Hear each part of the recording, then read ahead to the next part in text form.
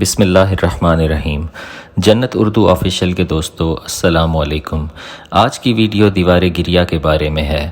اس دیوار کو یہودیوں کے نزدیک وہی مقام حاصل ہے جو مسلمانوں کے نزدیک خانہ کعبہ اور مسجد نبوی کو حاصل ہے۔ یہ دیوار تاریخی اور مذہبی اعتبار سے کیا حیثیت رکھتی ہے؟ یہودی یہاں آ کر کیوں آہوزاری کرتے ہیں؟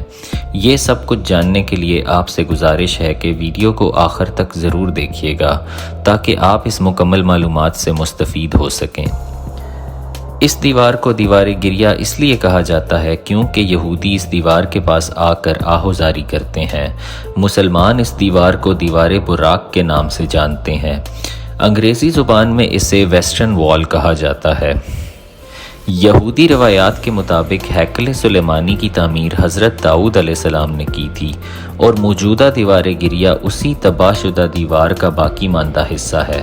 یہ دیوار دنیا کے قدیم ترین شہر یروشلم یعنی بیت المقدس میں واقع ہے اور یہ یہودیوں کی ایک اہم مقدس یادگار ہے۔ اس کے قریب ہی یہودیوں کی ایک اور مقدس عبادت گاہ ہے جسے بنیادی پتھر بھی کہا جاتا ہے۔ یہودیوں کے مطابق اس پتھر کے اوپر کوئی یہودی پاؤں نہیں رکھ سکتا۔ اگر کوئی ایسا کرتا ہے تو وہ عذاب میں مبتلا ہو جاتا ہے۔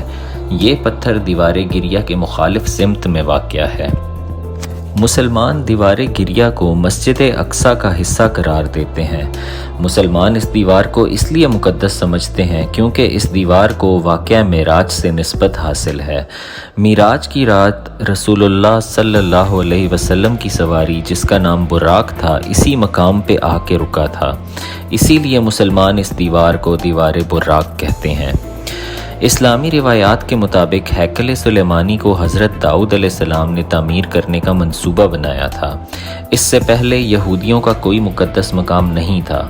ہیکل سلیمانی کی تعمیر سے پہلے یہودی خانہ بدوشوں کی طرح زندگی گزارتے تھے اور جس خیمے میں بھی تابوت سکینہ رکھا ہوتا اسی جانب منہ کر کے عبادت کیا کرتے تھے۔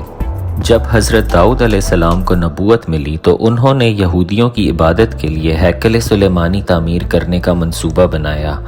اس منصوبے کی تکمیل حضرت سلیمان علیہ السلام کے دور میں ہوئی۔ اس ہیکل کی تعمیر میں انسان اور جنات دونوں نے حصہ لیا تھا۔ یہودی اس ہیکل سلیمانی کو اپنی عبادت کا مرکز سمجھتے رہے۔ یہیں تابوت سکینہ کو بھی رکھا گیا۔ ہیکل سلیمانی میں صرف با اثر لوگوں کو ہی جانے کی اجازت تھی۔ حضرت سلیمان علیہ السلام کی وفات کے بعد یہودی سرکش ہو گئے اور راہ راست سے بھٹک گئے۔ اللہ تعالیٰ کی طرف سے اس قوم پہ نبی مبعوث ہوتے رہے، لیکن ان کی سرکشی کا یہ عالم تھا کہ یہ انبیاء کو بھی شہید کر دیتے تھے۔ پھر اللہ تعالیٰ کی طرف سے ان پہ عذاب مسلط کیا گیا اور بخت نصر جو کہ بابل کا بادشاہ تھا اس نے یہودیوں پہ حملہ کر دیا اور آدھے سے زیادہ یہودیوں کو قتل کر دیا۔ باقی بچے ہوئے یہودیوں کو کہا گیا کہ وہ اپنے ہاتھوں سے اپنی عبادت گاہ کو مسمار کر دیں۔ چنانچہ ایسا ہی ہوا۔ بخت نصر نے ہیکل سلیمانی گرانے کے بعد سب یہودیوں کو غلام بنا لیا اور تابوت سکینہ کو اپنے ساتھ لے گیا تھا۔ بخت نصر نے تابوت سکینہ کی بے حرمتی کی، لیکن اس وقت چونکہ یہودی مذہب برحق تھا اس لیے اللہ تعالیٰ نے تابوت سکینہ کی بے حرمتی کرنے کی وجہ سے بخت نصر پہ عذاب مسلط کر دیا اور ذوالقرنین نے اس کی سلطنت پہ حملہ کر دیا۔ اس نے بخت نصر کی سلطنت کی اینٹ سے اینٹ بجا دی اور تمام یہودیوں کو آزاد کر دیا۔ ذوالقرنین ایک نرم دل آدمی تھے، اس لیے انہوں نے یہودیوں کو پھر سے ہیکل سلیمانی تعمیر کرنے کی اجازت دے دی۔ ہیکل سلیمانی دوبارہ تعمیر کر لیا گیا، لیکن یہودیوں کی سرکشی کم نہ ہوئی۔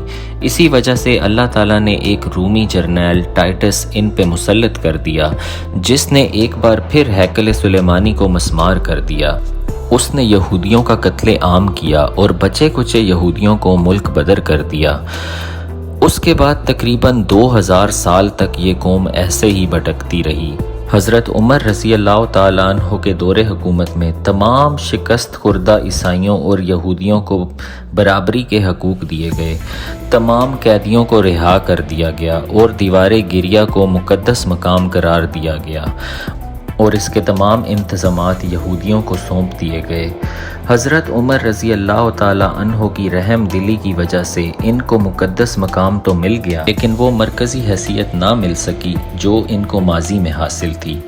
جنگ عظیم اول کے بعد جب برطانیہ نے فلسطین پہ قبضہ کیا تو اس قوم کو مرکزی حیثیت ملی۔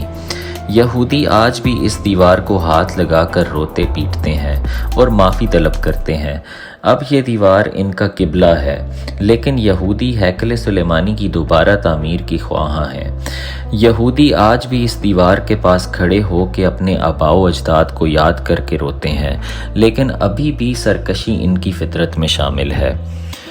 تو ناظرین، یہ تھی ہماری آج کی ویڈیو۔ امید ہے آپ کو پسند آئی ہوگی۔ ویڈیو کو لائک ضرور کریں اور کومنٹ باکس میں اپنی رائے کا اظہار کریں۔ ملتے ہیں اگلی ویڈیو میں، تب تک کے لیے اللہ حافظ۔